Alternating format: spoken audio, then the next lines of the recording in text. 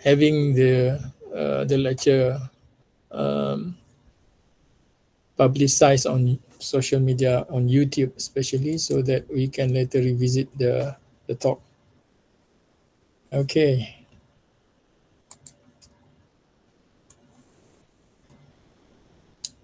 Okay, Kirtana. Hi everyone. The automated message. What is tactic, Kirtana? Tactic is extension. This meeting, so for transcribing. Okay. All right. Oh, we have Dr. Wan Sriani. Welcome, Dr. Wan. Thank you for joining us.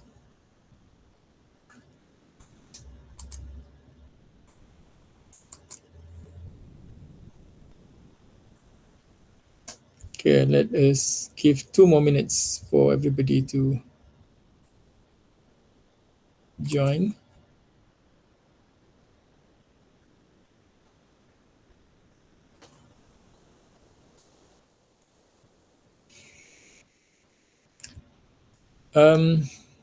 Feel free to, during the presentation, feel free to post your question in the chat box. I might be able to, from time to time, I will try to look at the chat box to see if there is any question.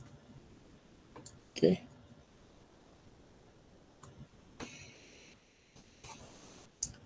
Is Architect Satira joining? I don't know.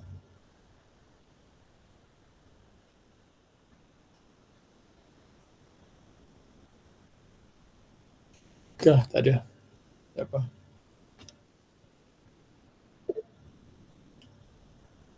Okay, thank you, Dr. Wan. She is in flight somewhere. Oh, somewhere. That can be anywhere in the world.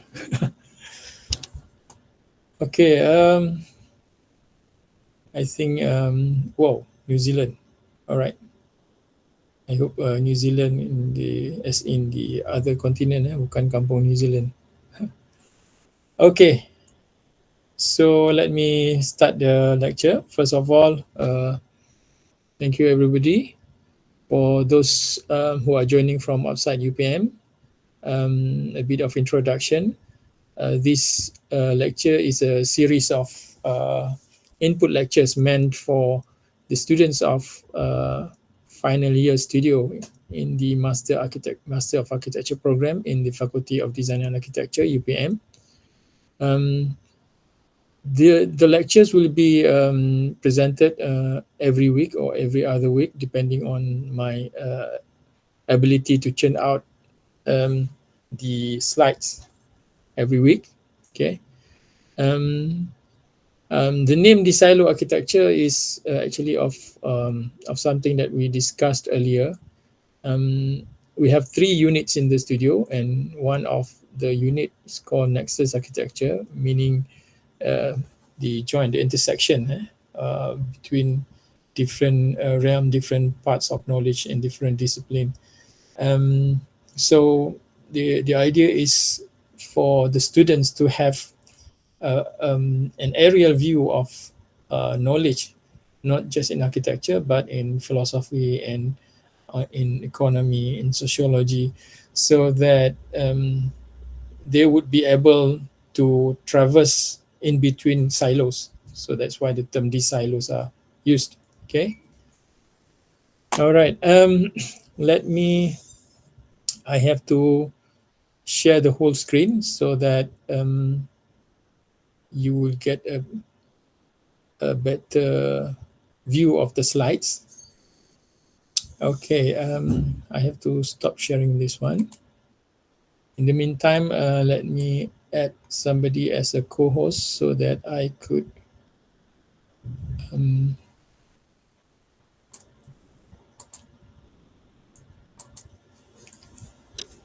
okay, Chang Ao Seong, you are now a co-host. In case something happened to my computer or I got disconnected, you can maintain the room I rejoin. Okay. And let me put another one.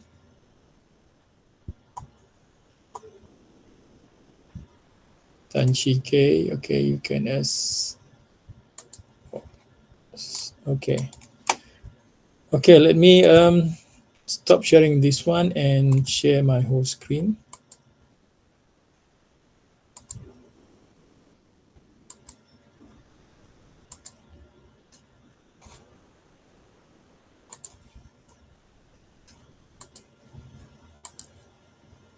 Okay, this will happen while I am sharing.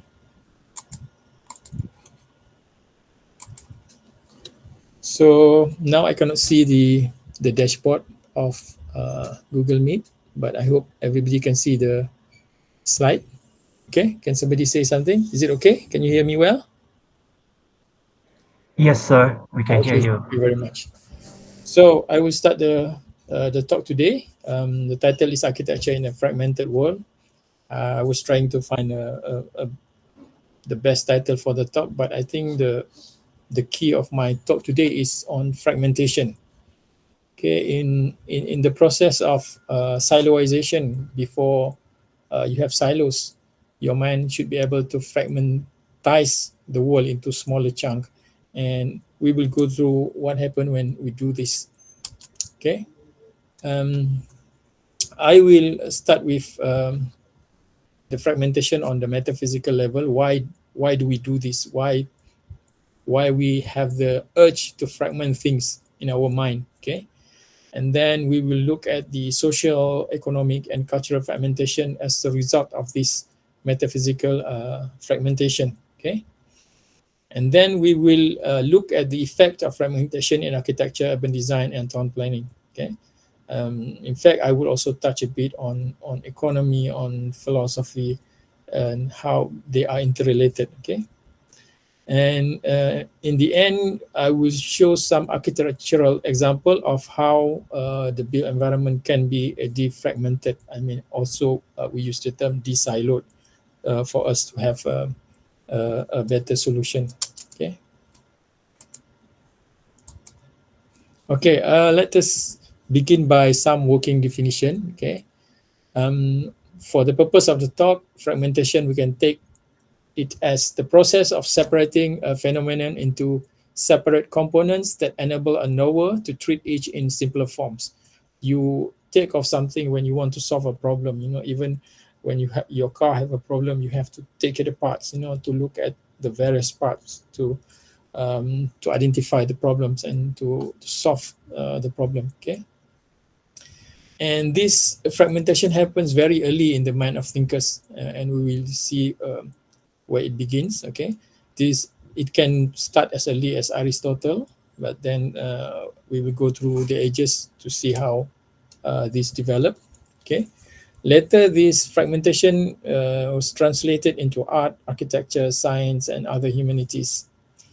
um, Basically we do it because it boosts the power of mankind to control and transform the world. This process allows us to look at the cosmos, even the world, even our life, in a more structured and rational way, and enable us to control and enhance, or have a better value for our life. Okay.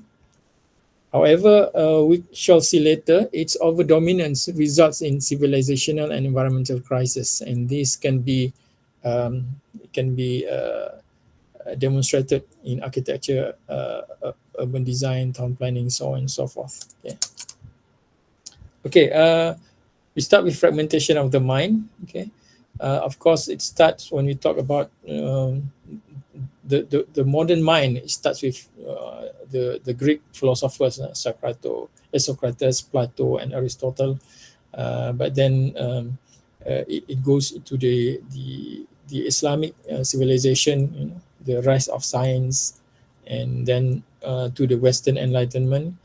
So perhaps we should begin with the era of Greek revival in thinking in philosophy, which was brought about by the Muslim philosophers. Okay, first it was elaborated by Al-Farabi. Okay, in his writing, in his works. Okay, he used the approach of dividing knowledge into different subjects and different method. Okay, so that proper focus and proper analysis can be done to these various knowledge. For example, logic, physics, metaphysics, mathematics, politics, to ensure clarity and pedagogy. Okay. The purpose of fragmentation is to analytically uh, ensure methodological precision, so that proper scientific project can be done on various areas of knowledge. Okay. However, it still assumes an underlying unity. All sciences ultimately lead toward theoretical perfection and happiness. That is, um, to reach the nature of human, to know the divine, to get to know God. Okay, that was the basic of the philosophical venture in those days. Okay, the fragmentation as didactic clarity. It is meant for teaching, and it is meant for analysis within metaphysical unity. So metaphysics is the concept of God. Divinity is still the overwhelming concept, but the fragmentation within the world is helpful to help us understand how the world operates. Okay. And then we have um, Ibn Sina. He was known as one of the greatest polymath. Okay, again, he had all this knowledge: astronomy, theology, philosophy, but he was most known for his treatise on medicine. Okay, and he divide the science. Even the sciences are divided into separate subjects. Okay, again, this fragmentation is methodological. Okay, um, so the intellect can operate in multiple domain, and yet it will later on combine into unity, into the oneness of God. Okay, the fragmentation of knowledge is the stairway to metaphysical wholeness. Okay, in philosophy, it means that the epistemology, human epistemology, can be fragmented as a ladder. As you imagine a ladder, it has various rung, 1, 2, 3, but it is a means of stepping up higher to get to the divine knowledge. Okay? The analytic process is balanced by synthetic comprehension. Okay, uh, eventually all these different knowledge will be combined into one comprehensive knowledge. Okay, and then we have Al-Ghazali in 11th century. Um, he One of his method is rigorous questioning. He introduced the concept of skeptical questioning of phenomena in order to find certainty in truth. Okay, and also he used fragmentation. Okay, the skepticism later on we can see like 500 years later in Descartes, René Descartes. Okay, um, but the fragmentation is used as purification, because during his time, the knowledge of the divine was intermingled with philosophy, with Greek rationality. So he wants to fragment this to understand what is the core knowledge, what is the core reality based on Islamic teaching, and then only then we should be able to handle the fragmentation. Okay, to handle, to recombine different knowledge, different sciences into one truth. Okay, during his time, his skepticism almost like deconstruct the philosophers during that time. A lot of Muslim thinkers were heavily influenced by Greek philosophy, so he did almost like fragmenting those knowledge, so that he can really identify which one is from the divine teaching, which one is from the philosophers.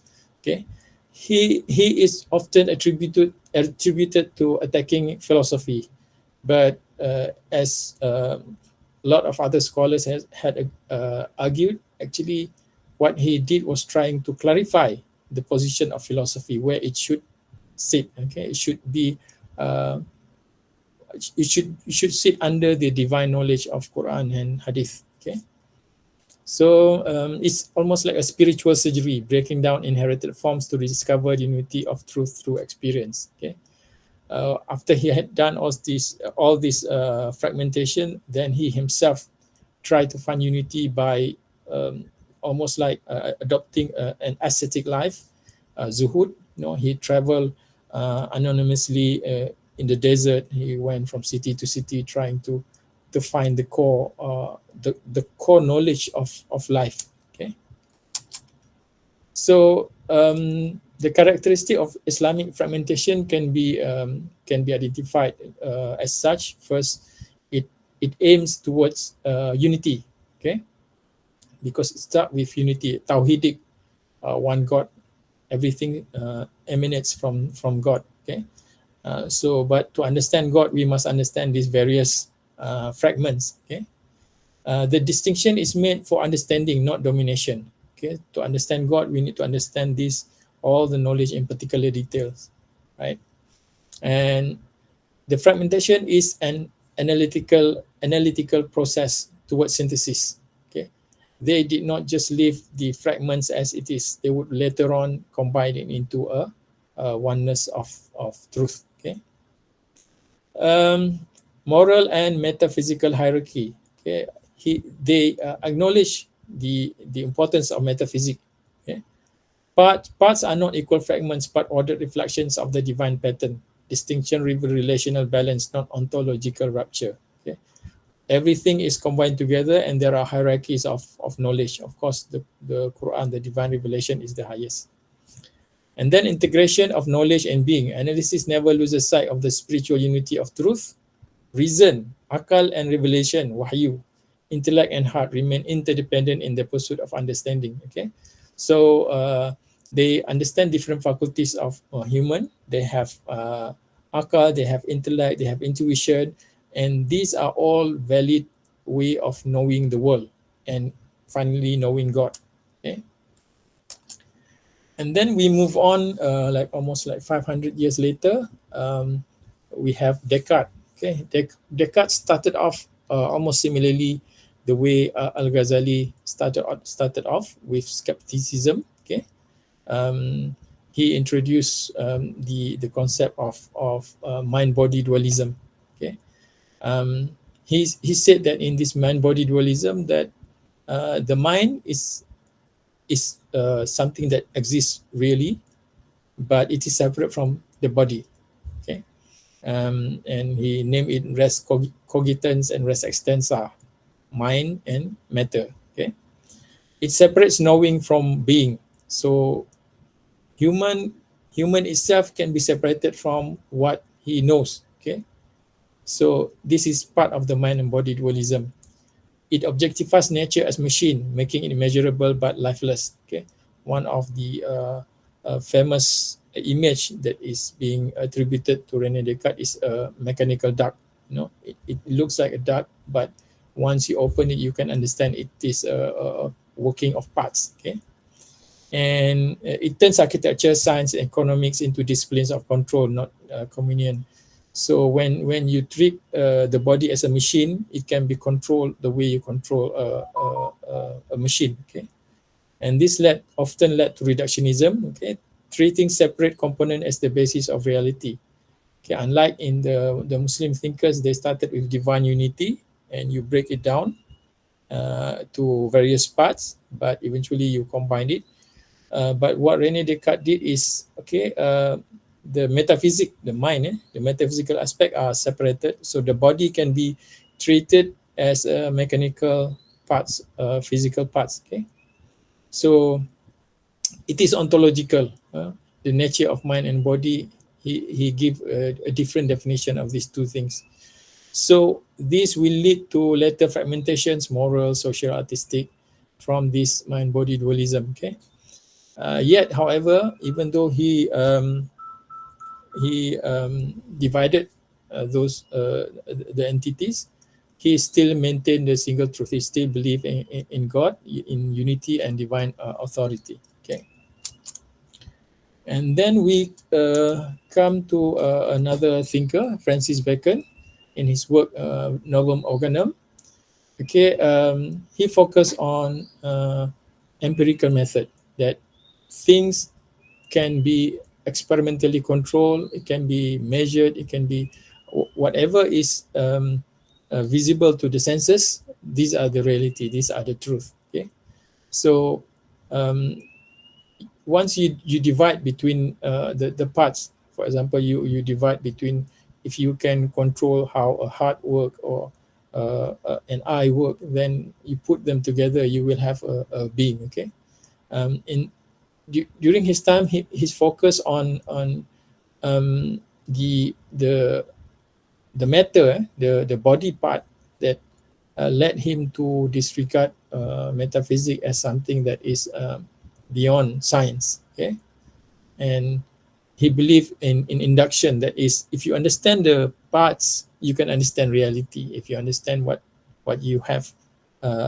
dissected properly, then you can understand reality. Okay, his main concern is that during his time there were a lot of ridiculous superstition that he tries to disprove. Okay, so to avoid this influence of superstition, he fragments things into small component, into matters that only can, those information that can only be verified by experience, those are only the real experience. Okay,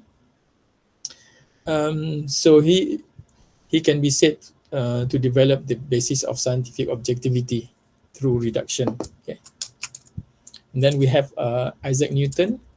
He even breaks down the reality, can break it down into basic mathematical formula paradigm. Okay, so objectivity can be achieved through mathematical reduction of phenomena to measurable laws.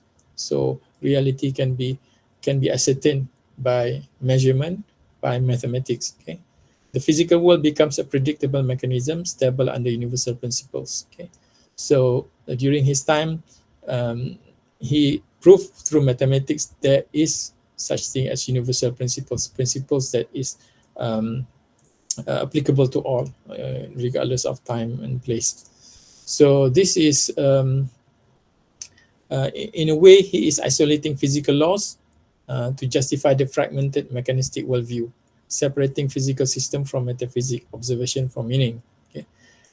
Fragmentation was the price paid for mathematical certainty and predictive stability. So he need to do the fragmentation to have this mathematical certainty. Okay, and he was successful in doing that. People can do measurement of how the cosmos works, how the world works through mathematics. All right, but interestingly, he is also in his personal life, he is someone who still believe in metaphysics. He still believe in the divine working, the metaphysical order of the world. Okay, it's just that he provide a way to give universal law to the physical world. Okay, okay, if we go back few millennia, okay, this division of empiricism can be traced from Aristotle. Okay, um, it is still teleological. Teleological, that means they still have one goal, metaphysical goal to achieve through the construction of their architecture. Okay, it is the beginning of rational form. If you go back to the Greek times, you can trace it back as far back as the construction of the Parthenon, right? So they also believe in unity, but they divided form and matter, much similar to what Descartes did. Okay, and analysis and purpose. Okay, so purpose is there is a purpose of the world. The world has a purpose. That's a teleological stand, philosophical stand that they have. And then you can start seeing the division between the physical realm and the metaphysic when you compare the theater of Epidaurus. Um, and the Parthenon. Okay, the Parthenon was a physical structure, but devoted to God. Then we have this Epidaurus. It's it is attributed to the stories of men. Okay, and the way it is designed is more of empirical necessity. The way the apa ni, theater is curved, reflecting how acoustic perform in architecture. So this is where you can start seeing how science play a part, and physical science play a part in architecture, even during Greek time. Okay, but you can still see the special unity of reason and emotion, because the theater is for stories. Okay, and it talks about the entertainment of the mind. So in that way, it is still um, uh, a marriage between mind and body, right? And form and matter inseparable. Um, the form is made out of stone, and it used the shape of the heel to achieve the slope. Okay, it's it in a way it still reflect its relationship with nature, and it is a symbol of pre-fragmented humanness, integrates intellect, sensation, community, and moral purpose. Okay, a contrast to later mechanistic and dualistic architectures of the Enlightenment. During Greek time, they use stories, they use theater, to disseminate knowledge, wisdom to mankind. Okay, all right, and then there is this tendency to start to give um, uh, give importance to reason over faith. Okay, during medieval time, it was Saint Aquinas reconciles reason and revelation through hierarchy. Human faculties, reason, will, sense are ranked. Cosmos organized into rational suborders. So if you see the Gothic cathedral, okay, heavenly hierarchy specialized in vertical structure and light. It's almost like they still want to go to heaven. Okay, unity is preserved but compartmentalized. Theology becomes structured knowledge, and fragmentation is deepened in Gothic architecture. Faculties of soul divided, faith rationalized, structure replaces mystery. And you can see a contrast later on, not earlier than Gothic. If you look at Catholic architecture, there are a lot of icons and symbols and ornaments, because all these carry meanings. Meanings, the metaphysical aspect of human civilization plays an important role in architecture. Okay, they have icons on the walls of the churches. All these give the impression that symbol meaning are still very important in Catholicism. Okay, but then when Protestant Reformation came, you know the story. I had talked about this last week. They reject the mediation of the church. They believe that human can directly access the divine through their own salvation. Okay, so if you compare what later on was called the Calvinist Church, there are a lot less symbolism, ornamentation. It is more austere. Austerity expresses moral sincerity. Okay, so they use architecture to express visual conscience. Okay, that to get rid of the intermediary, to get rid of the church, of the clergy that often for them has been exploiting the masses. Okay, so you see the wall is cleaner, whitewash, and adorned geometry, focus on the pulpit and word. Okay, okay, and then this dualism led to the rise of scientific movement. Okay, the thinking of Rene Descartes, Francis Bacon, Galileo Galilei, Isaac Newton, they did not deny metaphysics. Okay, what they did was to separate metaphysics from physics. Matter became measurable and mechanical. Spirit or purpose was moved outside the domain of science.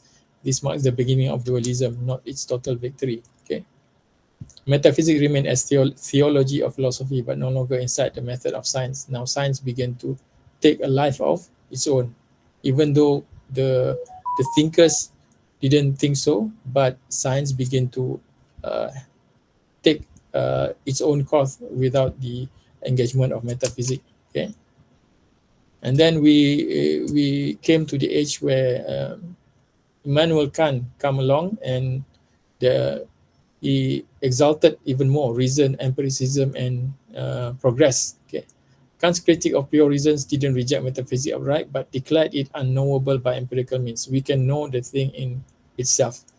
So little by little, we see that metaphysics being sidelined. Okay, um, after Kant, metaphysics was tolerated as moral and aesthetic reflection, not as real knowledge. Okay. But ironically, Kant also try to um, try to deal with the question of, if you don't have divine rules, if you don't have the teaching of God, how do you define truth and good? So he came up with something which called categorical imperative, that there are certain things that you cannot question, that is the moral right that must be adhered to. Okay. Okay, then we come to the 19th century. We see the rise of positivism and materialism. Now, the total dismissal of the metaphysics of the humanness aspect of knowledge came about, okay, in the form of Auguste Comte and Karl Marx. Okay, um, Comte said that the only valid knowledge is those that are observable, measurable facts. Those can be counted as knowledge. Other than that, they don't count. Okay. Karl Marx, in a way, um, he focused on materialism. His dialectical process was his argument against capitalism, and his uh, proposal of socialism is based on material distribution of society. Okay, that society fight each other because of the material world. If some people didn't have enough, they will fight against the ruling class. So it's all about material. Okay, and during this time, metaphysics become pejorative. That means speculative, outdated. Okay. Okay. Let me see if I have any. I heard somebody.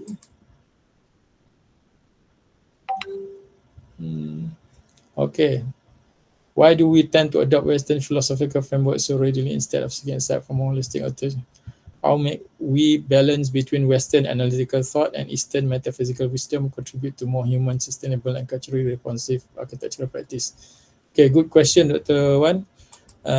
We will see later on how society reacted to this. Okay, after the um, when people start to realize, of course, when Comte came about, um, a lot of progress, and even during the time of Newton and further, we see the progress of mankind through scientific evolution. So not many people uh, have the courage to criticize this worldview, okay, because it is proven that science can bring humanity forward. So during those times, especially during the early 19th century, there were not much criticism against this. But later on, we will see that I will further slides will show how people reacted to this. Okay.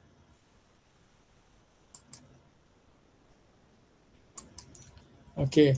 And then the society start to realize there is something missing when you focus on the atomism, okay, on the philosophy of everything. Realities come about from atomic particle, and scientific progress can only be made if we stick to this view.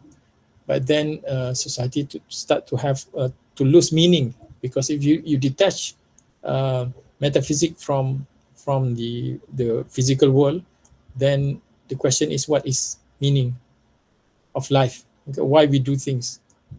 We are only a bunch of uh, uh, particles, atomic particles bouncing about, happens to do something out of certain universal rule. Okay, and this meaninglessness has been highlighted by postmodernist thinkers like Nietzsche. Okay, he talked about nihilism. That is, once you kill God, things can go haywire. Okay, um, he is famously known for God is dead. People think that he wants to kill God. No, what he was saying that we kill everybody, every one of us killed God. Okay, so we will descend into nihilism. It's very pessimistic view of the world. Since we kill God, there is no truth. What are we doing? Okay, we are going towards destruction. So that was his warning. But in a way, he adopted that nihilism aspect of his questioning uh, to that it becomes like a pessimistic philosophy for the world. Okay, and Albert Camus, through existentialism, explored the absurd. He said, if there is no God, if there is no meaning in this world, then life is absurd. Okay, so what we can do is our own understanding, our own belief to what is good, then we do the best to make full use of this meaningless uh, life. Okay, so those are the counter reaction towards some of this. Okay, and when we move on to the modern world, okay, philosophical fragmentation of knowing and being. Okay, this T.S. Eliot, in the idea of a Christian society, said the intellectual life of the modern West has become fragmented into 1,000 specialisms. Knowledge is divorced from wisdom and reason from revelation. So he lamented that idea. He looked at it from a Christian perspective. So that is almost like a pushback against what has been happening previously. Okay, and modern writers, thinkers, okay, also talk about the problem of this fragmentation. Okay, Jacques Ellul talked about technological fragmentation, the displacement of meaning by function. Technology has become autonomous. The means have taken on the character of ends, and human purposes are subordinated to their own instruments. So now technology has taken over our life.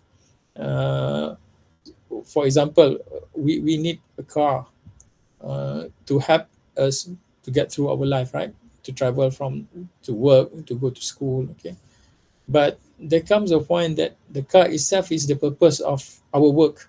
Okay, we we work tirelessly. We work, we exhaust ourselves in work to get the car. So technology has become the end of our existence. Okay, and Ian McGilchrist, somebody I have talked about again and again, talked about cognitive fragmentation. The split of consciousness, our civilization is dominated by the left hemisphere, abstract, fragmented, mechanical. The right hemisphere, the seat of embodied integrative attention, wisdom, is marginalized. So he was looking at from the neurological perspective, and he was also saying the same thing. But from his point of view, this can be demonstrated through the function of the left and right brain. And in his work in neurosurgery, he could really find people who has some sort of disability if the imbalance can be found in their left and right brain. And this almost reflect the pathology of the modern mind. So he has this idea of left and right brain. Okay. And then people are talking about the sociological fragmentation, the breakdown of social wholeness, the disintegration of the cultural framework of meaning leaves modern man as a stranger to his own work, his community, and his self. He talked about the division of labor. Later on, I will talk about this division of labor, why it is a sociological fragmentation. Okay, and then Fritjof Capra, I talked about him last week. Okay, the Cartesian division, Cartesian from René Descartes, remember? René Descartes, so Descartes is Cartesian worldview arriving out of his way of thinking. Okay, resulted in fragmented worldview, where human beings no longer feel integrated with nature but set apart from it. In it also, Capra highlight that almost like sort of dissonance between reality and between what we believe, because we believe in this fragmented view. We cannot see the bigger picture, that what we do in certain discipline is affecting what happens outside of it. Okay, so let us look at the architectural point of view. How does this all this fragmentation affect the way we live today?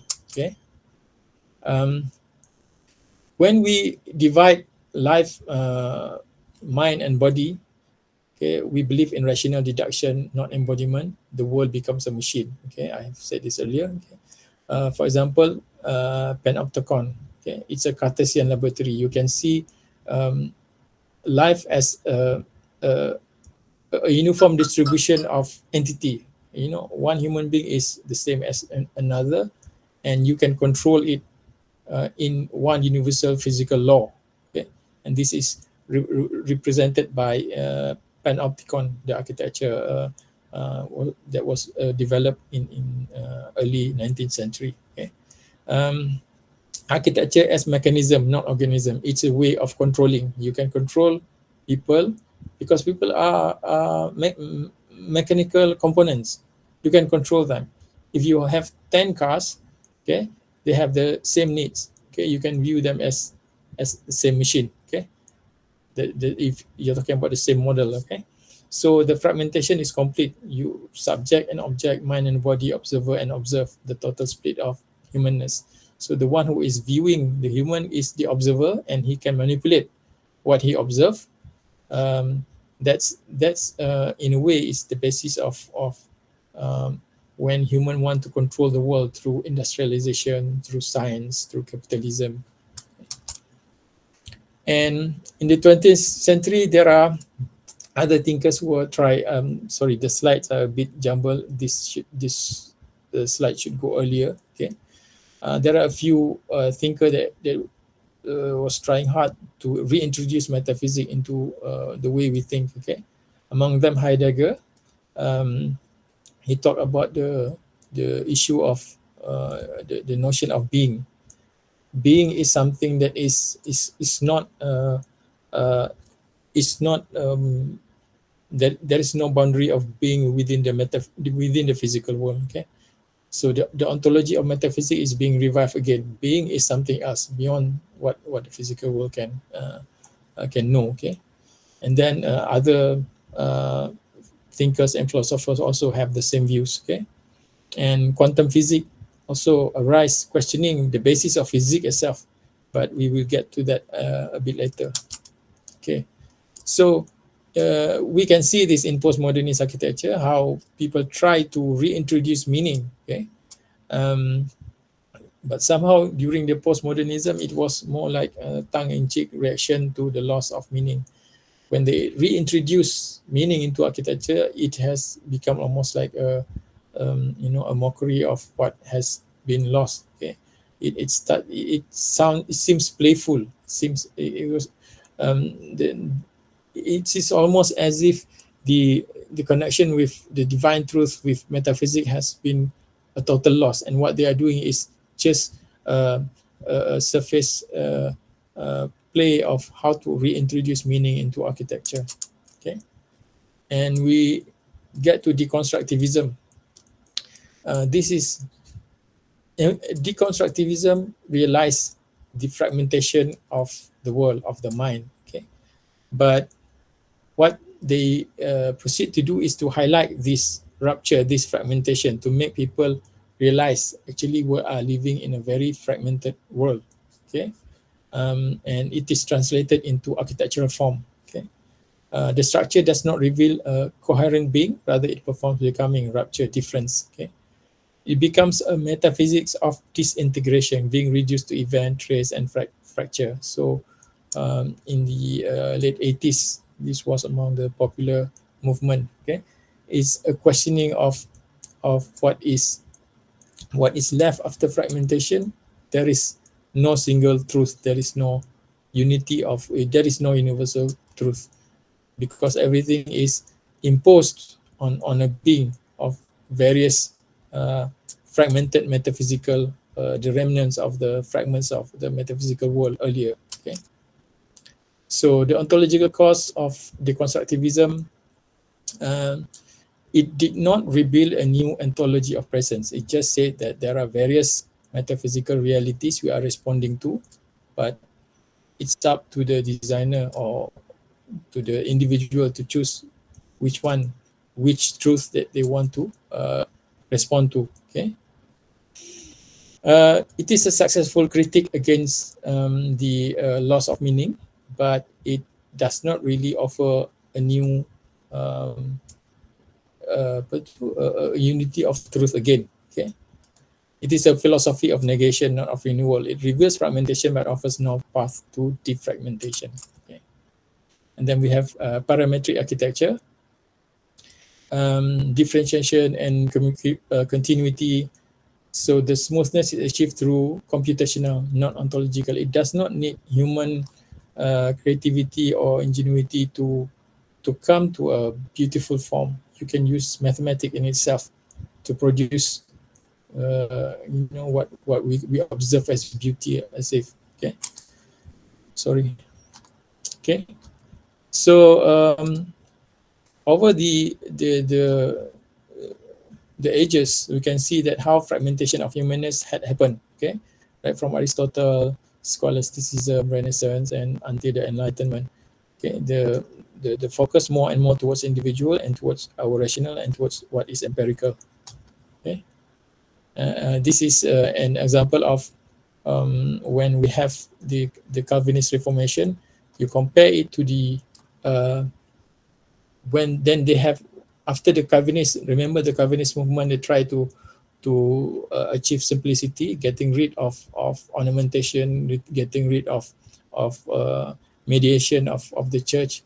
And then there was a counter reformation called the Baroque movement. They try to reintroduce the ornament, reintroduce the decoration that the Calvinists try to remove. Okay,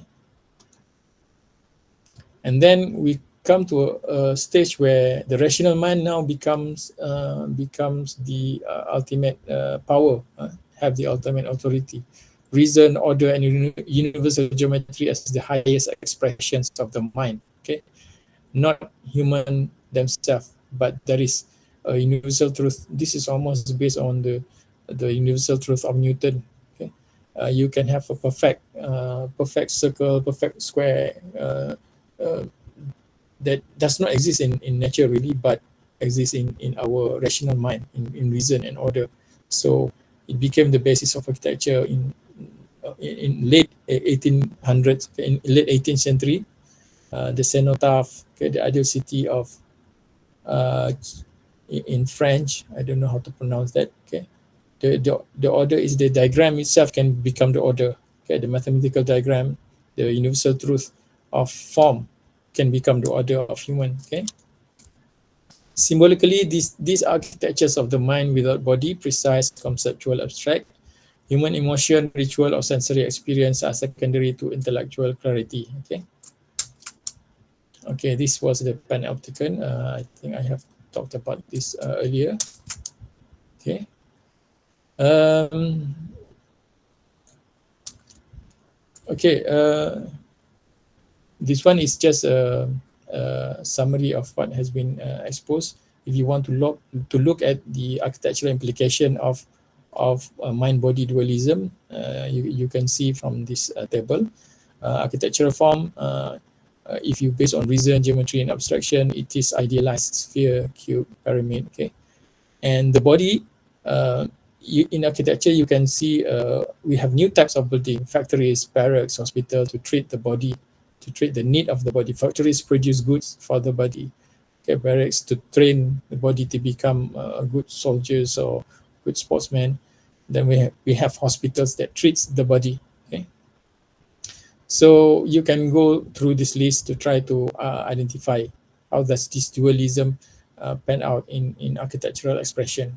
Okay. Okay, we go back to Industrial Revolution. I have talked about this last week. Okay, um, there are a lot of factors that contribute to Industrial Revolution. Okay, but one of the key factor that help the efficiency of Industrial Revolution is the notion of division of labor by Adam Smith. Okay, um, he identified through his mind experiment that if 10 men, each performing a single repetitive task, for example, producing a needle, um, can produce separately, they can produce maybe 10 or 20 or 100 needles. But if you divide those tasks, okay, for example, instead of everybody making a pin or needle from A to Z, okay, he will need to first cut the metal and then to grind it and then to package it.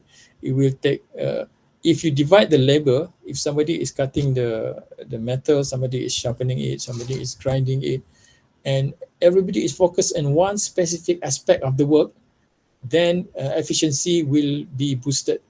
People will become more efficient, and you can produce 1,000 times more product if you specialize. Okay, so the the consequences of this, instead of somebody having the notion of a pin, now his life is focused on just specific aspect of producing the pin.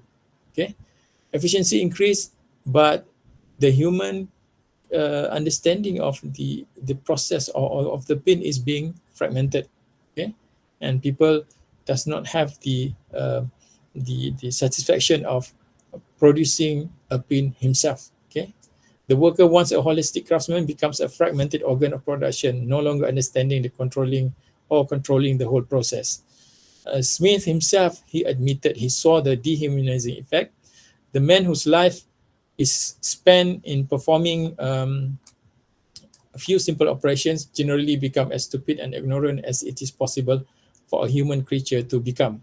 He himself, while he is extolling the virtue of efficiency by division of labor, but he realized that by putting a man just focusing on small part of what his capability has, he will become stupid and ignorant. Okay, so it's new kind of anthropological fragmentation. Work, intellect, and imagination are divorced. The human being becomes a function of production, not a whole. Okay.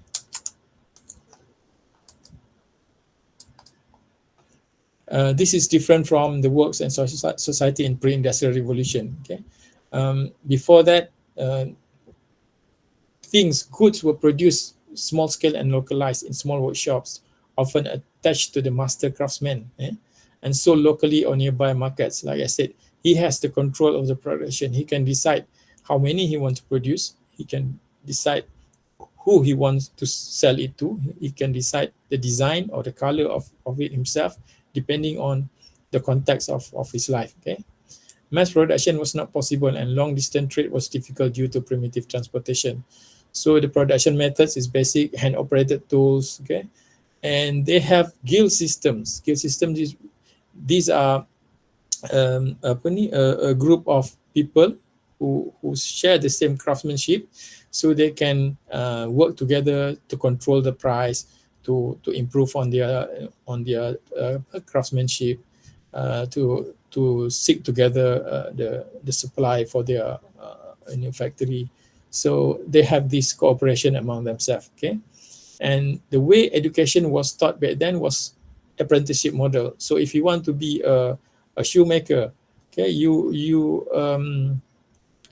have people who come in as junior, work as a junior, almost like what we have apprenticeship in architectural office today. Okay, to learn the tool of the trade. Okay, and then he can rise through the hierarchy, and can become a master craftsman himself. Okay.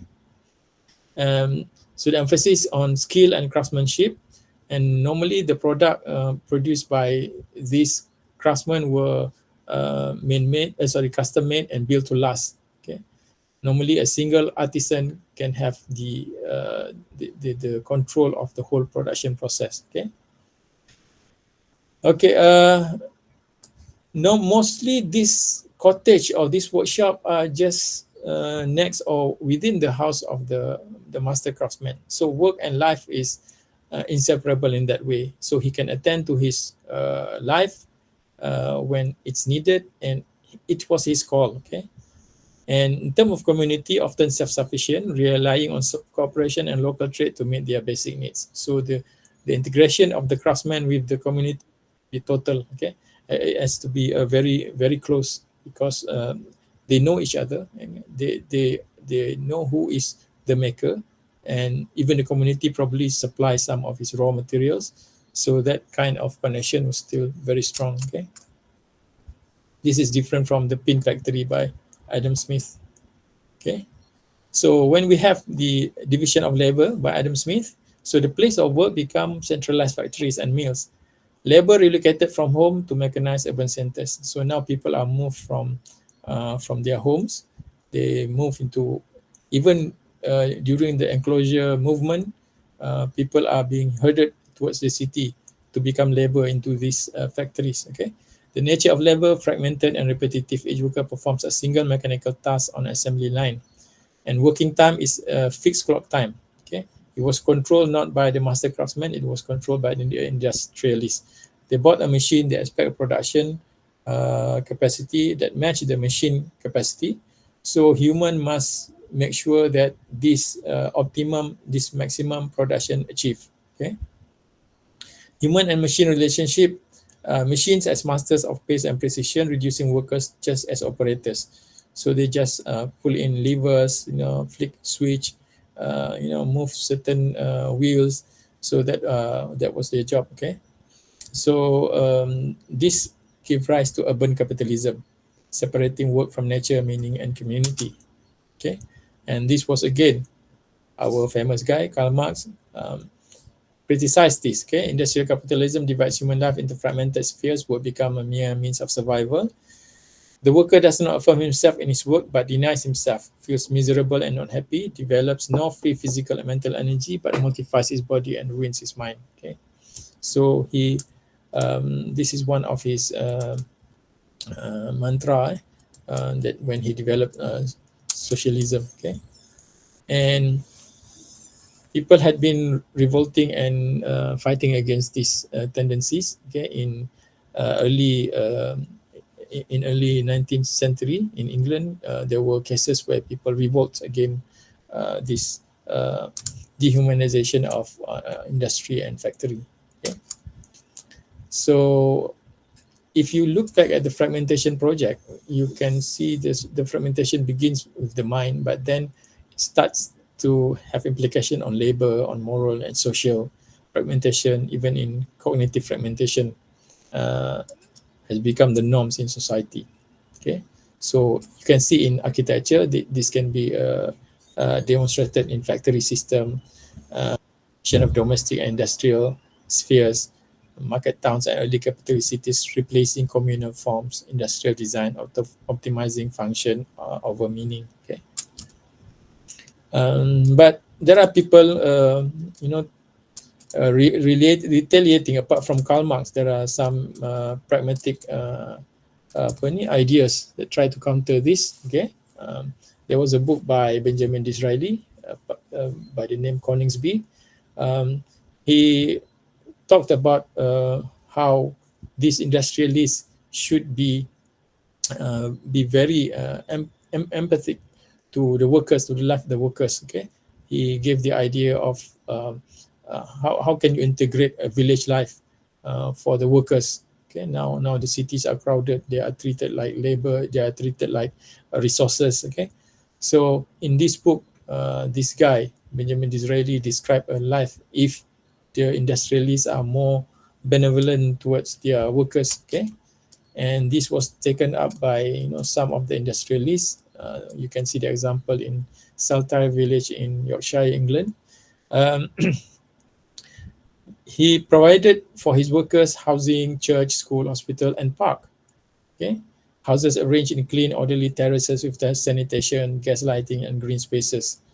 And some of the innovation, there are some social element combining work, worship, and domestic life in the way he designed these buildings. Okay, early public health oriented design. okay, fresh air, sewers, parks.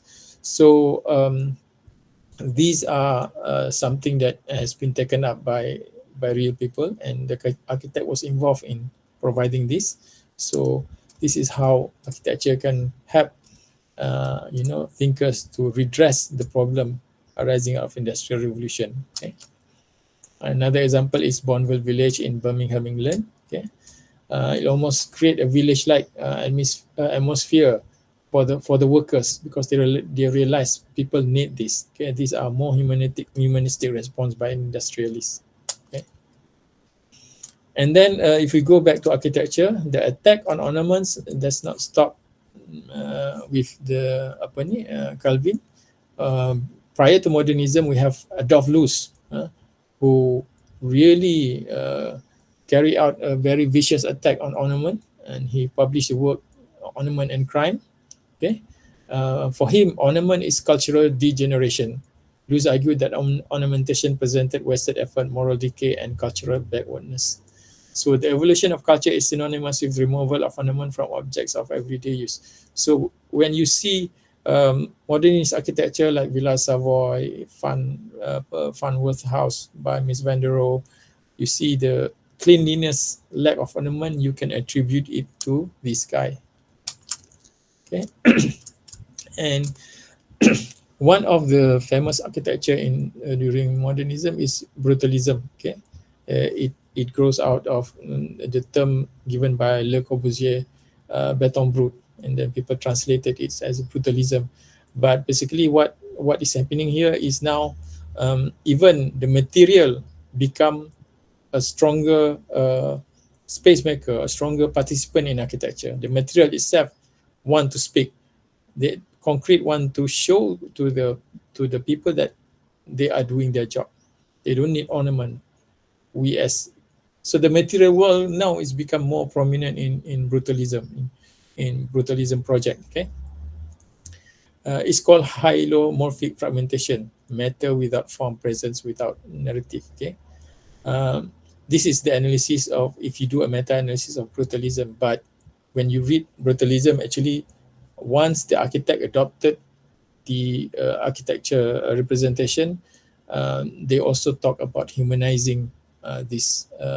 Once you remove the ornament, even if you use concrete, you still can humanize it through careful understanding of human life.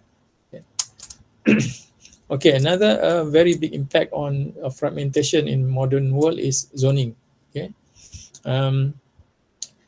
when industrial revolution started, cities were industrialized, factories, housing, and commerce crowded into unhealthy, chaotic environments. Okay, so because of this crowding and these chaotic environments, they start to think about separating these places. So zoning was born. Okay, to separate not just land users from residential areas for public health and social order, because the factory itself is very polluting, and gathering people around these polluting spaces become very bad. So they start to think about zoning. Okay, this didn't happen before when people have their workshops and their production spaces in the house. Okay, they take care of the environment, but now the industrialists have to take care of that. Similarly, when the idea of Adam Smith, if you separate this function, okay, efficiency can be achieved. So that is part of the philosophy behind zoning. Okay, so as early as 1916, New York has this zoning resolution. It is a comprehensive zoning law. It regulated building height, setback, and separated land uses, commercial, residential, industrial, to ensure sunlight and orderly growth. These are only possible with cars, with transportation, modern transportation, because you, by zoning it separately, you would require a long distance movement, and if you don't have cars, or if you don't provide very efficient transportation, this cannot happen. Okay, and this was also picked up by Le Corbusier, who introduced Villa Radius. He really take this project of zoning and fragmentation of grid further into his villa radius. Okay, it becomes an ideology, the rational city as the triumph of order over chaos. Okay, and he treated the city as a machine. You have these different parts. Okay, and you can control these different parts. You have control over the residential. You have control over the the production where the commercial areas are, and you can rationalize this. So again, he used Cartesian logic, dividing space into uniform functional units. Okay, uniform in the way that it has its own boundary, which you can work on separately. But then we have the problem of the suburbia. Okay, separation is seen as virtue. Okay, then the suburb was sold as American dream. Remember last week I talked about American dream. Okay, the physical separation from home from work, living from production, and human from nature um, became very famous back then because of this zoning introduction. Okay, zoning laws reinforced this by banning mixed use, forcing people to travel for every function: school, shop, work, recreation. Okay, this ideology turned separation into moral progress, but at the cost of systemic disconnection. Okay, people are disconnected from the other parts of their life, work, business, getting together with people. And because of the cost of traveling, the time cost of traveling, people are even cut off from their community because they spend time not only in working, but also in traveling to work.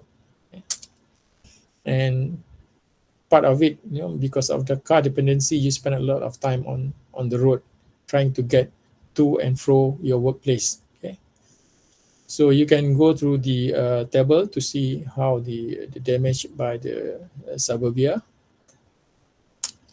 Okay, and I want to move on to talk about what happens to the city. Okay, when you have this zoning law, when life are separated into different zones and even different times. When you are working, you are at a certain space, and when you are resting at home, you are at a different zone. Okay, so there are spaces in the cities that become just for production. You are not allowed to have your life there. Okay, and the epitome of this is when you have anti-homeless architecture, because people who cannot afford to move in and out of the city and cannot afford to buy a house, they will try to occupy the space in between buildings, in the park, beside the road. Okay, but the capitalism spirit of the efficiency of work, life, and play has mandated that these spaces are not meant for the homeless. So they do all sort of measures to prevent people from using the in between spaces as their place. Okay, benches, spikes, and barriers transform shared urban areas into segregated micro territories. This spatial hostility reflects moral and social fragmentation, treating poverty as an eyesore rather than a human issue. And market-driven priorities replace empathy, turning architecture from an instrument of care into one of deterrence. The city's physical form conceals exclusion beneath aesthetic order, symbolizing the broader breakdown of civic and moral unity. Remember last week I talked about externalities. So homeless is considered as externalities to the modern capitalist city. Okay, and there are people who are fighting against this. One of it is Henri Lefebvre. He talked about abstract space, the production of space. Space should be able to have different meaning. In principle, he is talking against the idea of zoning, the idea of division of labor, division of work, life, and play. Okay, um, and he said space can have many meaning. Okay, if a bench can be a resting place, can be a sleeping place, for example. Okay, a walkway can be a meeting place. People can have communal interaction. So the in between space is actually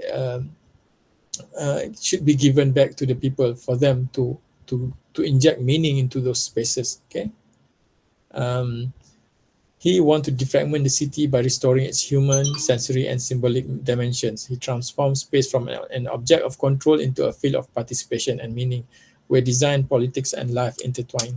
Okay. Okay. Let me check if there is another other question. Okay, I have already. That's okay. Other question. Okay. One aspect of fragmentation of the introduced by Adam Smith. Another one is fragmentation of work process. If you separate a process of administration into several parts, this guy Max Weber's argue that efficiency can be achieved. Okay, so he gave rise to the popularity of bureaucracy. Okay, built on rules, hierarchy, and efficiency, it replaces empathy and moral judgment with procedural obedience. Okay, workers should perform narrow, specialized tasks disconnected from broader purpose, losing a sense of meaning and agency. So we have, if you come across bureaucracy today, okay, you must understand that the basis of it was efficiency, was objectivity, and it was popularized by this guy Max Weber. Okay, the separation between personal self and official role erodes authenticity and moral responsibility, while hierarchical distance weakens genuine communication and compassion. By valuing compliance and measurable outcomes over human experience, bureaucracy traps individuals in Weber's iron cage of rationality. So he used the rationalities of the pin factory again in administrating a humanistic process, okay, in administration. Okay? But he himself understand the drawback of bureaucracy. He understood that it is a dehumanizing activity. People became impersonal functionaries, loss of individual freedom, strict rules and hierarchy. It suppressed autonomy, creativity, and moral judgment. Okay, the iron cage of rationality, overemphasis on rationalism. Okay, the rational control replaces value-based reasoning, trapping individuals in systems of efficiency.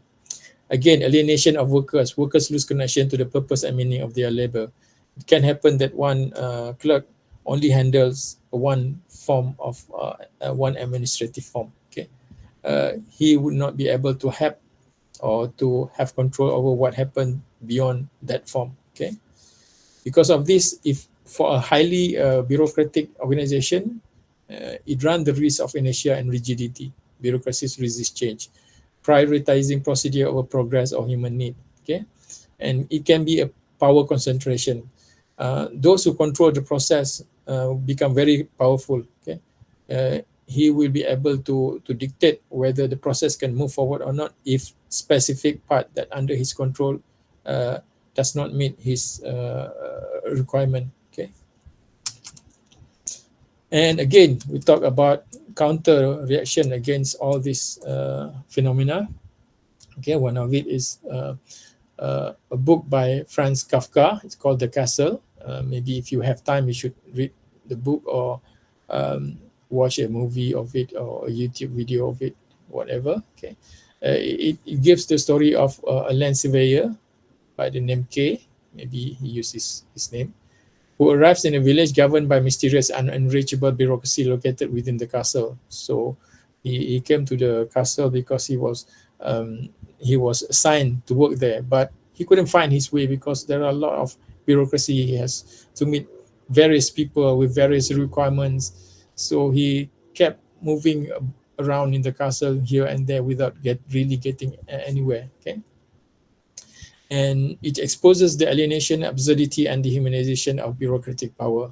Okay, it reveals how bureaucracy replaces meaning with procedure, turning human existence into a cycle of waiting and uncertainty.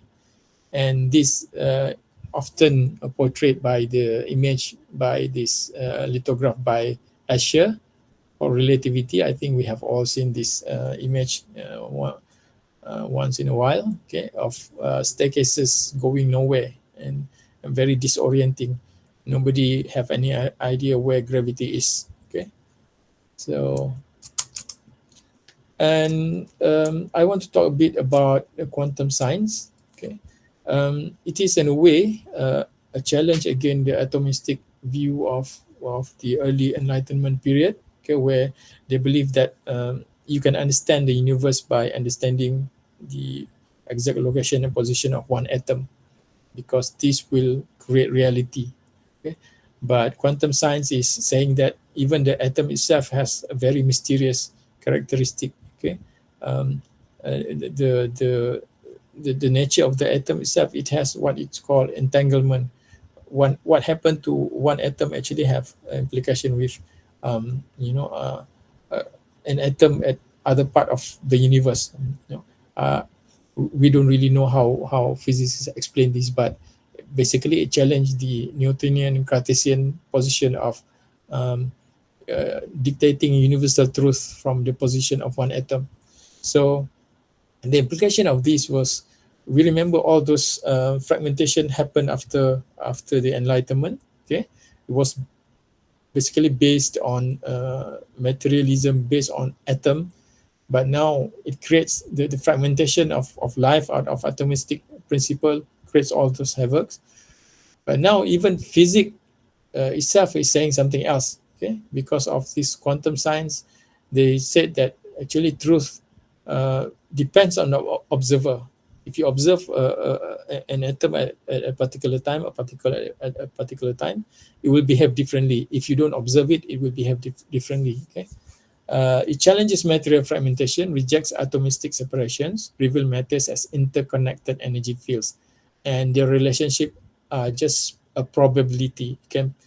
Can probably be true, can probably be false, depend on the observer at that particular time. Okay, and unifies scales of existence. It links micro and macro realms, suggesting continuous web of dynamic relational processes. And it restores wholeness to knowledge, transform physics from mechanistic description into participatory understanding of unity within multiplicity. Okay, so this is the implication of the recent quantum science on even human knowledge. So it's something to think about. Okay, now we look at architectural example, how we try to defragment life through architecture, and how uh, defragmenting society have effect on architecture. Okay, defragmenting is the opposite of fragmenting, or what we call desiloization of a phenomena, right? People start to talk about one of the early example of is 15-minute city, if you have heard of it. Okay, try to reintegrate home, work, school, market, park within walking distance. Instead of the zoning and creation of suburbia, now we go back to 1 mile city. Okay, it started with Ebenezer Howard's Garden City in 1898, and then Jane Jacobs, okay, and advocated for eyes on the street, mixed uses, and dense walkable blocks. And we come to today, we have 15-minute city by Carlos Moreno, a revival of the same logic using climate and well-being metrics. You can look this up. Okay, and Cedric Price Fun Palace in 1961 talked about adaptive structure for learning and play without fixed function of hierarchies. Okay, the zoning is blurred, the function is blurred.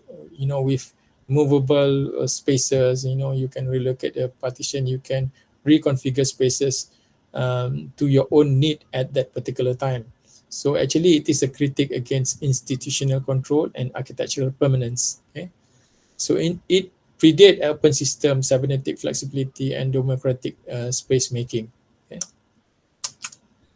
Um, One of the more recent ones that we see everywhere today, but we take it for granted, was the mixed use building. It was a reaction against the zoning and the fragmentation of work life play in the early 20th century. Okay, it's a reaction to rigid functional zoning beginning post-war.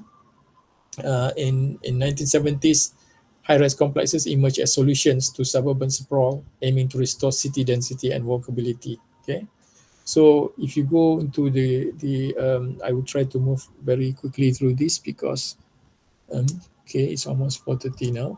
Okay, It makes sense when you talk about sustainability and transit oriented development. Okay, so you should be able to walk and live and play within your domain. Even if you have to move a bit, it shouldn't be that far. It should be close to transportation node. Okay, early example is in Chicago. This is actually one of the early example of mixed development.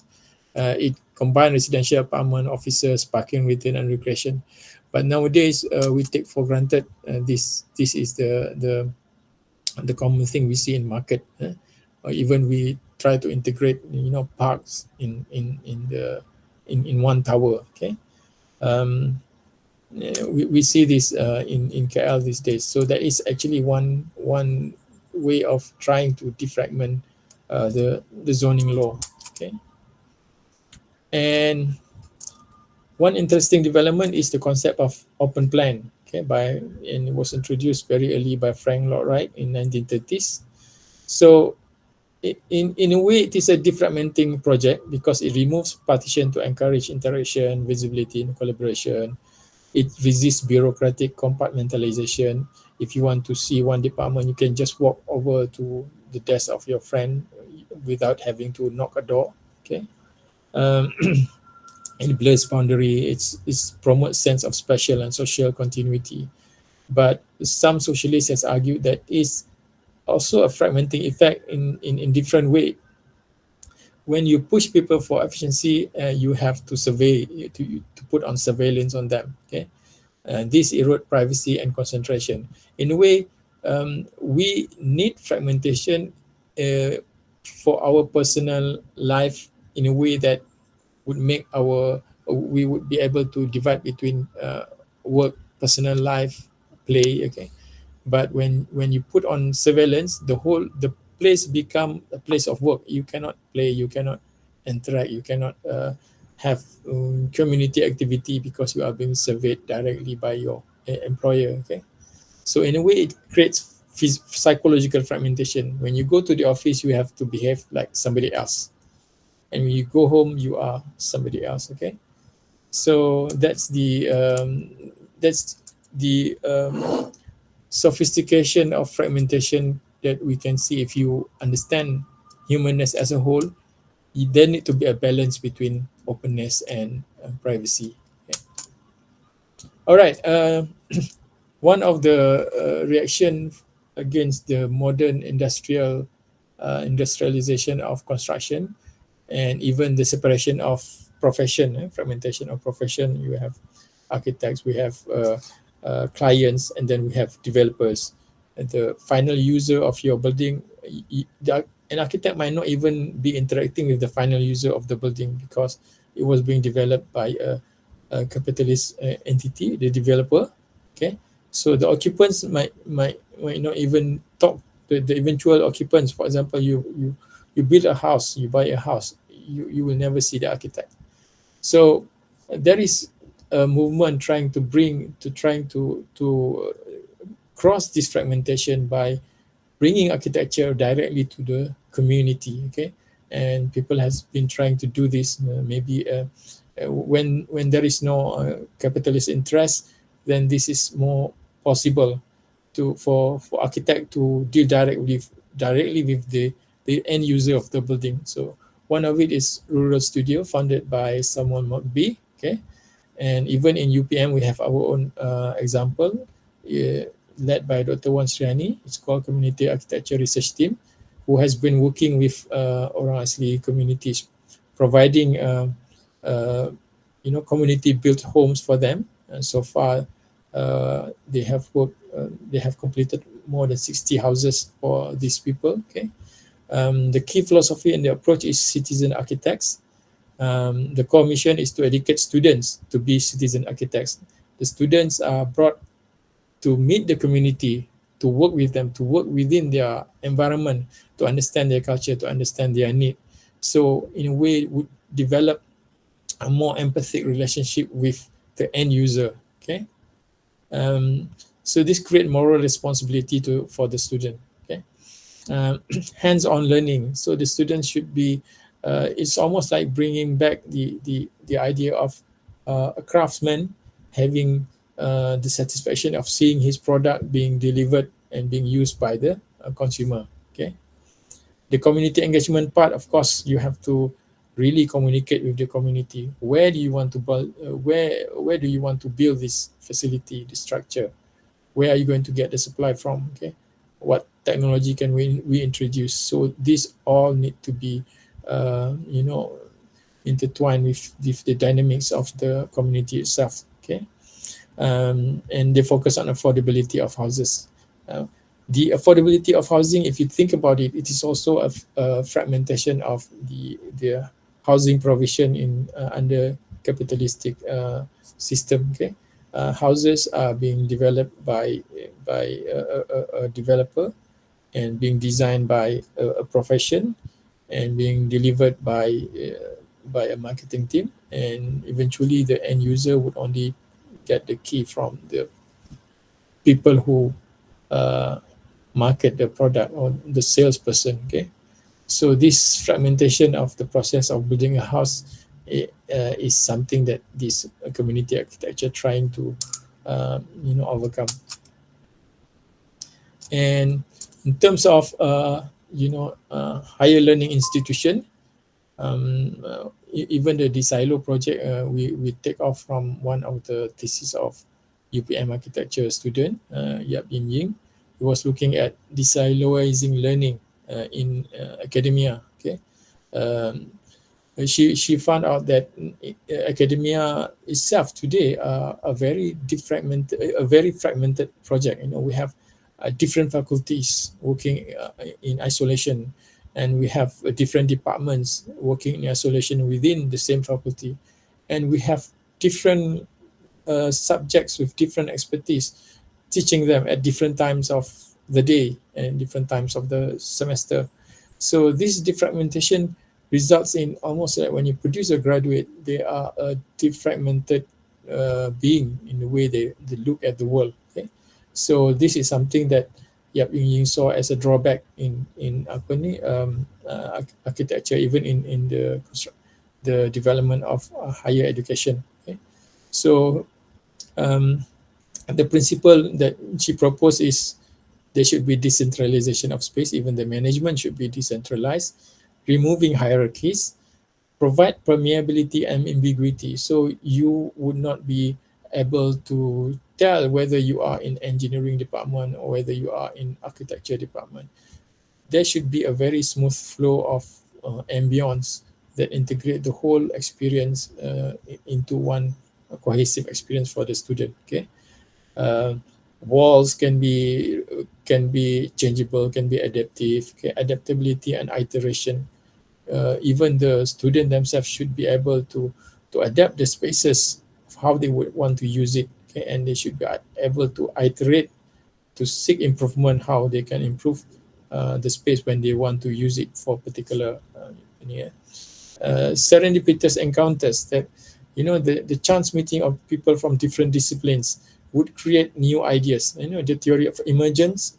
Emergence is something that is created almost out of thin air, not really out of thin air, but when you have these accident encounters between different people, between different background, new ideas can emerge. Okay, so integration with nature and feedback loops.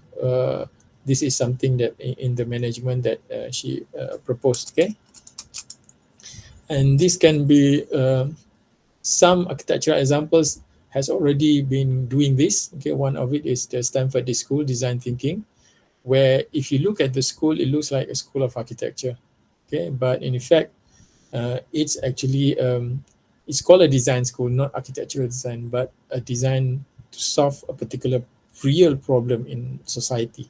So what they do is they bring people from different departments, from different background, different expertise, even from industry, uh, to work on a particular real life problem in society, and they solve this by everybody contributing different parts of the expertise, and through the theory of emergence, you have new solution, you have totally fresh solution. Okay, it use human-centered design thinking. So design thinking is the core philosophy. Okay, that means iteration, trying new things. Okay, it's not a linear linear process normally associated with scientific thinking. It's a very creative closed loop process. Okay.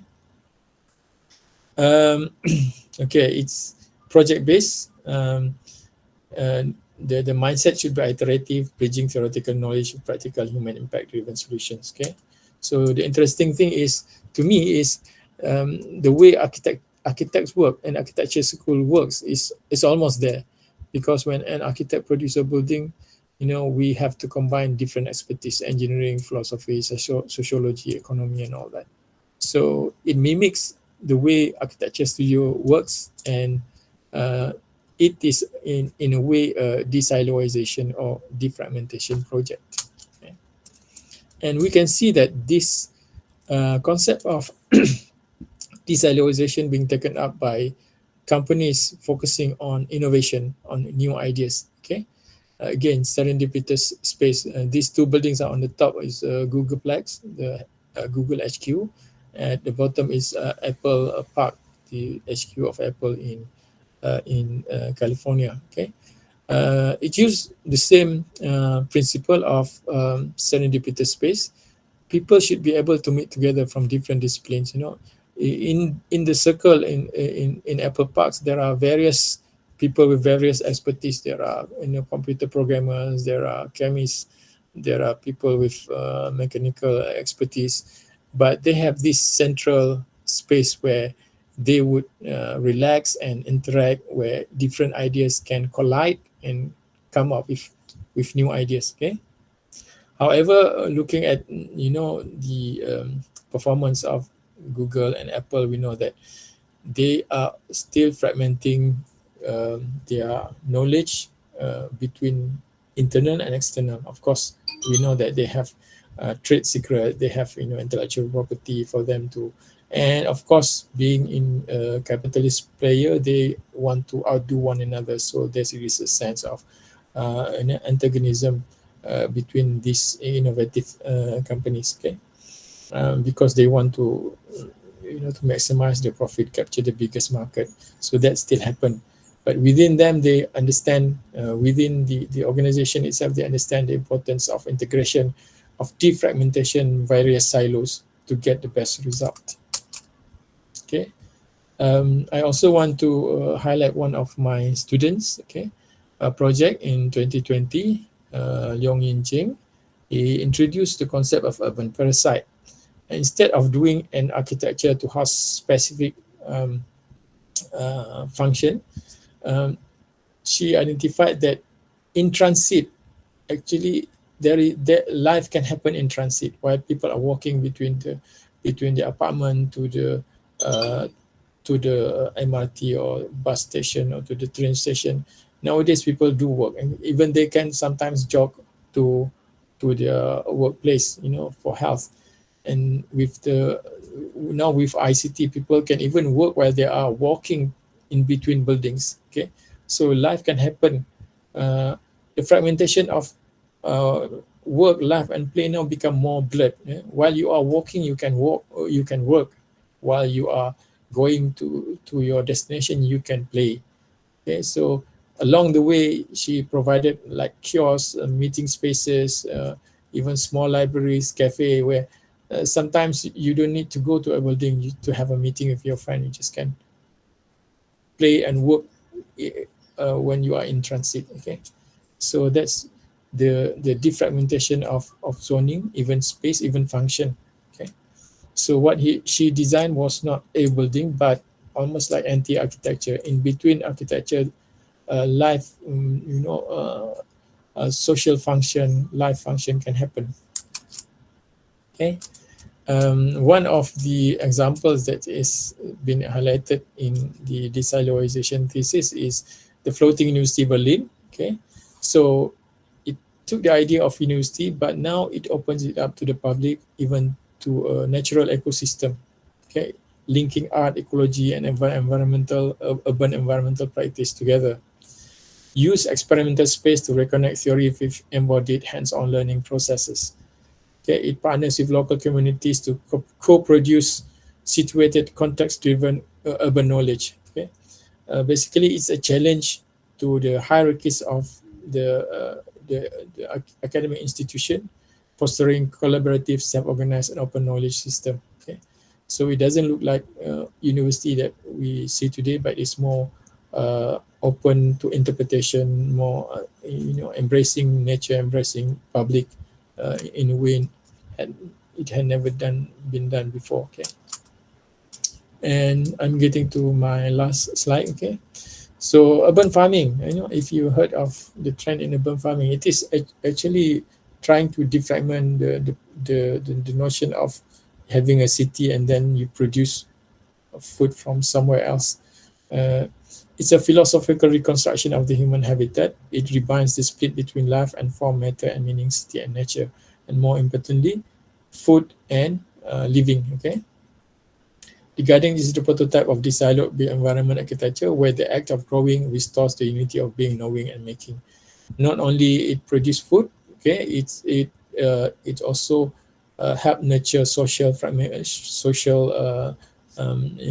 spirit, community spirit, okay, and you exchange knowledge, about nature, of the nature of soil, the nature of plants, okay, and the meaning of life when you exchange stories and you exchange your worldviews between different people in the community. Okay, so when you look at the project of defragmentation, a lot of cross discipline has to happen, a lot of collision of between different parties have to happen, so you can achieve a better solution, a more humanized solution to overcome the side effect of fragmentation of the modern project. So we come to the end of our talk. Okay, so to conclude my talk today, okay, fragmentation began in mind as a human strategy to understand and control the world more effectively, improving precision and efficiency. The early thinkers treated fragmentation as a methodology, but always sought reunification with a larger truth. After the Enlightenment, metaphysics was separated from science, leading to profound cultural and intellectual consequences. When metaphysics was separated, it means that human feeling, human bond, passion, spirit was also being sidelined. Okay, the complexity of post-industrial revolution somewhat dismembered humanness. Okay, so fragmentation must be balanced by reunification, a return to holistic understanding of reality. The ability to defragment at certain point in your life, in your design thinking, should help you to climb to a bigger picture view. Okay, thus the modern challenge is to cultivate the skill of defragmenting and desiloing knowledge. Okay, in short, fragmentation has its importance, has its benefits, but sometimes in solving the complexity of humanness, of reality, you need to overcome this fragmentation with understanding, with desiloing, with a crossover of different knowledge domain, with colliding, I mean entanglement with various facets of reality. Okay, for example, with community, with people beyond your expertise. So that's what I hope the way you look at architecture now, you will understand there are fragmentation happening for certain reason, valid reason, and there is a need to also at certain point to defragment, to cross over, to desilo this fragmentation in order to come to a solution. So with that, I would end this talk. Thank you very much. I would like to open to question. Okay, if anybody has any question, anybody? Oh, Architect Sophie, I didn't realize you are already in. Thank you for listening. Anybody has any question? Tak ada question. Oh, I must have given a very clear lecture. There is no question. Okay, tadi siapa? Okay, okay, Dr. Wan Sriani, I hope my lecture has already given some of the answers, maybe not all the answers. Okay, Dr. Wansrani, are you still here? I don't know. Yep. Oh, okay, thank you. Yeah. Okay. Now I can. Can you hear me? Oh, yes, yes, Sophie, yes, I can hear you. Just to continue the conversation, Mm, I mean, it's interesting to see that you put the humans, almost like the whole human civilization and thoughts mm, into uh so into how do you call that, it's like a progress of human civilization and thoughts, mm, actually, in a way. um but the end is like it ends with questions, critiques, I would say. But if you were to continue that mm, into what would be what the future potential be, don't you think that is going into almost like a loop? We are moving towards like a loop. Take for example, like the nature of work, a mm, workplace or job, where originally, our job is where, whatever accessible to us, whatever skill that we have, whatever that we want to do, and it starts from individual at home or at live place, then it goes into a mess, working in a mess because of the industrialization. mm, Then after that, it goes into work in an organization, yeah, to improve efficiency, and then we realize that along the way that we improve the working environment, realizing that there's a need for social space, um, the, yeah, the perception and all this. And then, uh, to keep it short, now we're moving into like anti-establishment. I mean, that is almost like 10 years ago. Anti-establishment, that's the trend, or that's the preferences. People prefer to work in a small organization, and now I think the new generation is moving towards even anti-organization. Anything that is organized, they don't want to be mm, that. They would prefer to be on their own, working, having the freedom of choice at workplace or decision making and all this. So the society is moving towards working on individually mm. or in fragments again. So in a way, we're moving towards a loop, right? Yeah, I think um, in a way you can say that that is true. But if you look at the new generation, they really want to have this individual expression, because they don't want to be fragmented or siloed into one specific idea of their being. They Yes. even if we say that they are individual, because they want to do something else, they want to relate, they want to have a different kind of connection rather than just being defined by their work. For example, remember a few years back we talked about this Mm, slash culture. People nowadays, the new generation was talking about when they hand you their business card, uh, under the name is not architect, but architect slash photographer slash mm, writer mm, slash. So they want to express their individualness through their choice. mm. I am not in this silo. I am something else. Okay. Yeah, agree. That means that we moving towards, the early days, the fragmented society, which is disconnected lah in a way, and then collective mass and collective, and now we going into uh fragmentation again. We defragment and Okay. then going towards fragmentation again. It's just that this time there is a better connection in this Yeah. fragmentation. So previously, the fragmentation, there has no connection between each Yeah. segments of That the society.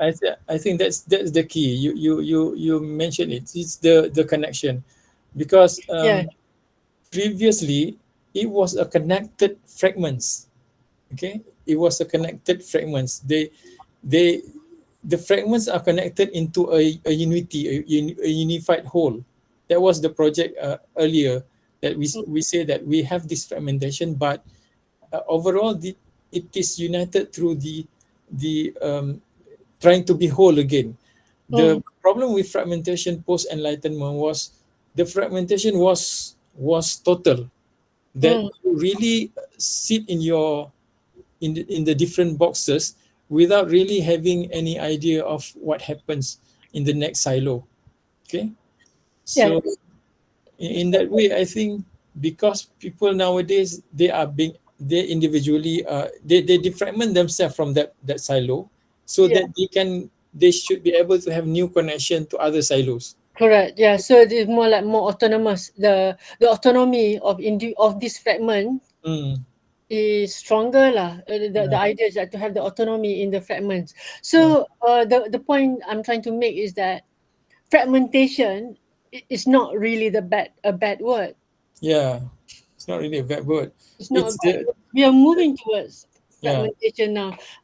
My idea of fragmentation is that it has to be a collective fragmentation. It cannot yeah, be just a silo yeah, fragmentations where the individual become narcissistic, yeah, and yeah, that you make your own rules and who cares what happened to others, that kind of thing. I don't think the world is moving towards that. It is more like a collective. The idea of yeah. fragmentation is actually is connected, so the idea is actually to still have to put value to the society All lah, right. I think.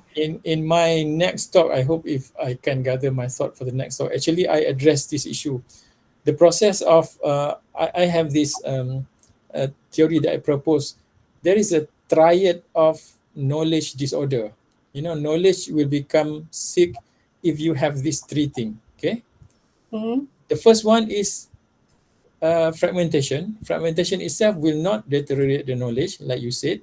It's a matter of you have the ability to connect between different fragments. Okay, but what happened next after fragmentation is reduction. Once you are fragmented, you reduce your connection to anything else. You confine yourself to your silo. Okay, Mm-hmm. so that's the second part when you are even deteriorating from fragmentation. Okay, fragmentation, we are correct.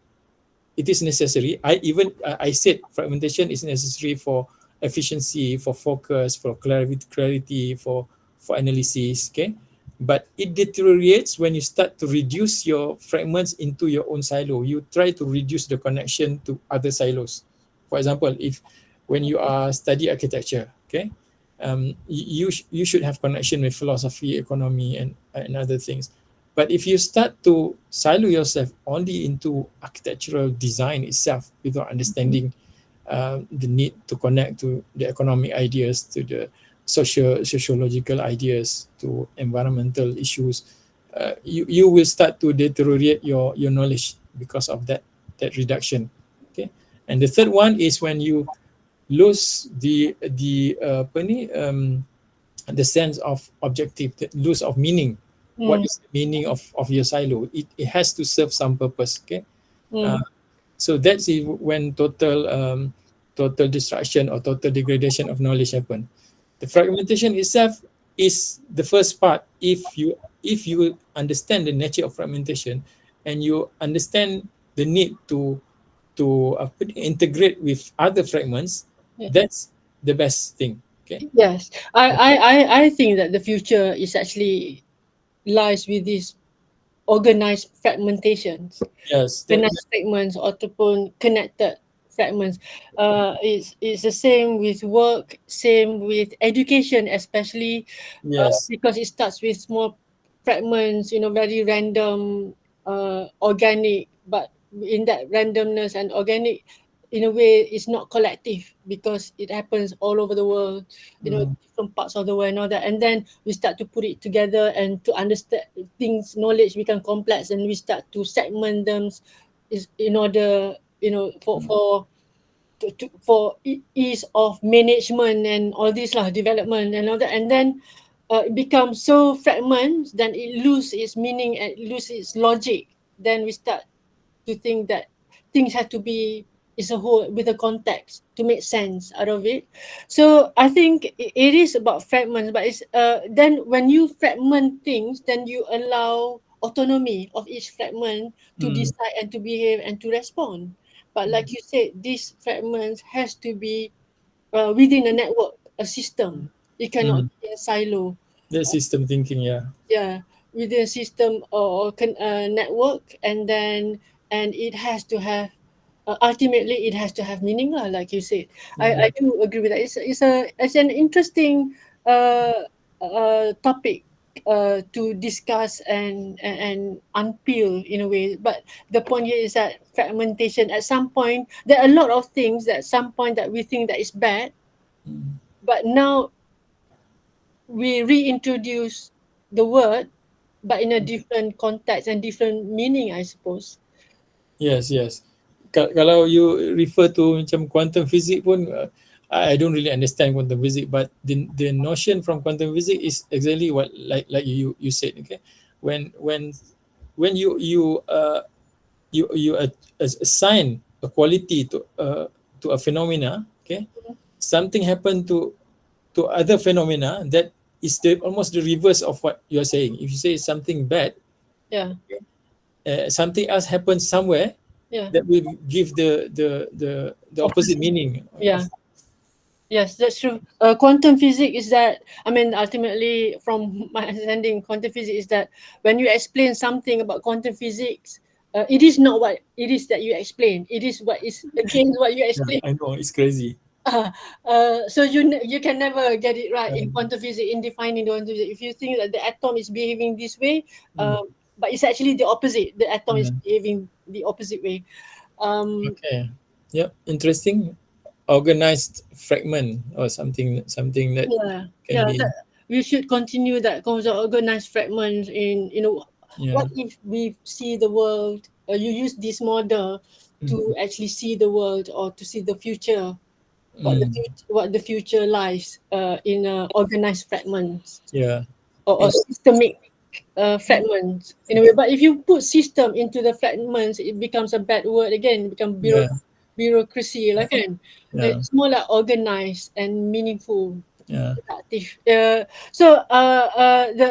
thing is that the world is going in a loop, but it's not like a single dimension loop, more Mm, like a three-dimension loop, yeah. spiraling up, hopefully for better rather than degenerating loop lah. Interesting. Interesting. Yeah. Anybody else who want to the students? Dr. Wan, are you still there? Any question, Dr. Wan? So maybe any of the students want to ask about what's relevant, or maybe make a statement. It doesn't have to be a question, Yeah, it doesn't have to be a question.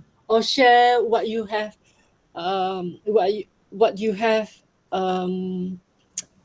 discovered. I find that this round, Mm, the references given by the students are a lot. I think more than half are new because they start using AI. AI gives American references, which mm. I'm not that familiar with. Mostly I use the European references lah.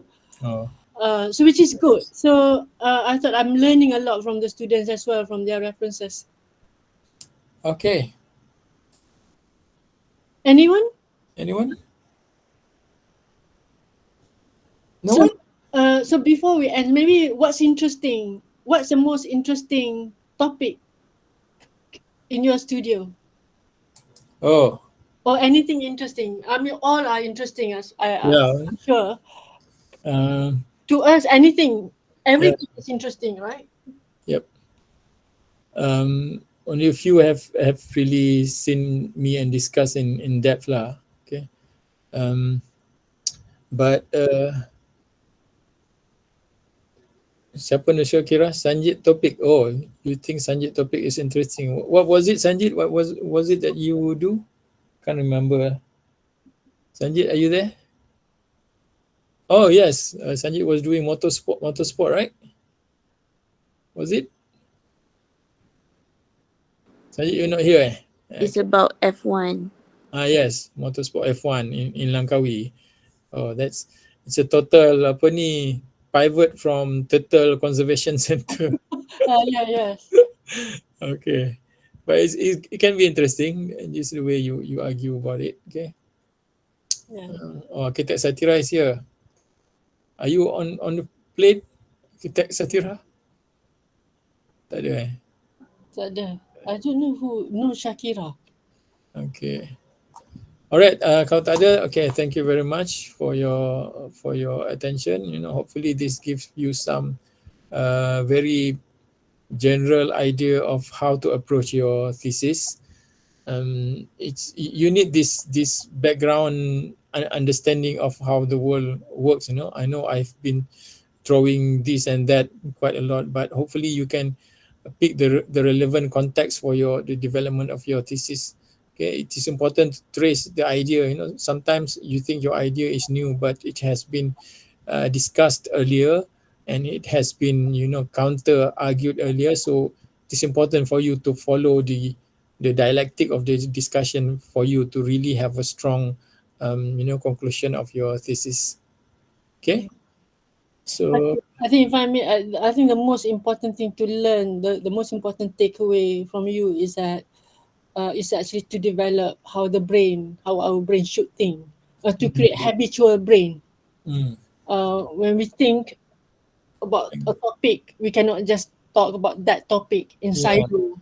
So You sometimes we conceptual. didn't realize we are in a silo when we are developing an idea. Sometimes it's necessary to, you know, get up and perhaps take a peek over your partition, over your silo, and see what others are doing. So that's a good analogy. Okay, how to defragmentize in the fragmented system today? Okay, I think maybe tadi architect Sophie dah give some clue. That is, we need to, if I think macam ni lah, if we want to defragment, maybe it's not really defragment in the sense that we create it into totally a solid whole, but we need to create new in brain terms we call synapses, create new connection between the different the different fragments. Yeah, synapses. Synapses, okay. We create connection. How does your idea connect to the philosophical aspect of the phenomena? How does it connect to the economic aspect of the phenomena? You have to develop this connection, understanding. So I think one of the advantage of our time is we have this AI, you know, Hmm. although it's still not accurate, but it can, by now it can give you a pretty good answer to some of the most basic questions. So don't be afraid of trying to create this new synapses connecting to other fragment, you know, just using AI, you know, to get the most pertinent information that relates to your project.